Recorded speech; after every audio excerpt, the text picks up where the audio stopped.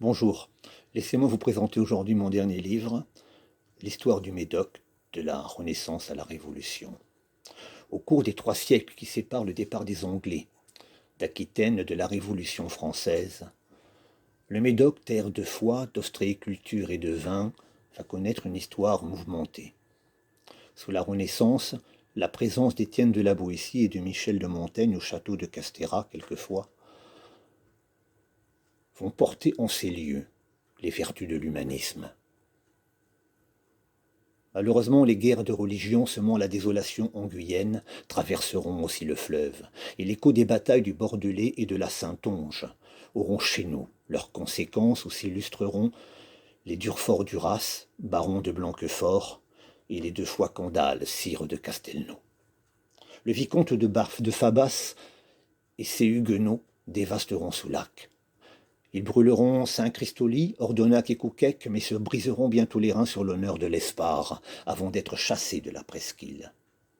Jean Nogaret de la Valette, duc d'Épernon, baron de Castelnau et de l'Espare, conduira ces guerres avant d'entreprendre l'assainissement des marais du Médoc. Plus tard, Bordeaux devenue frondeuse, son fils, Bernard d'Épernon, se mettra au service du jeune Louis XIV pour y restaurer l'ordre. Il y aura des batailles navales dans l'estuaire en 1649, des insurrections populaires comme la bataille de Salonne, et des traquenards comme à Pauillac dans l'été 1653, mais la Fronde sera vaincue. Le siècle des Lumières va encore connaître le grignotement de notre littoral, transformé sous l'érosion marine. Ainsi, à Soulac, Notre-Dame de la fin des terres ensablée sera abandonnée par ses paroissiens. Puis le monde basculera en 1789. L'Ancien Régime fera place à une république autoritaire qui œuvrera à la déchristianisation de la France et dressera la guillotine à Bordeaux.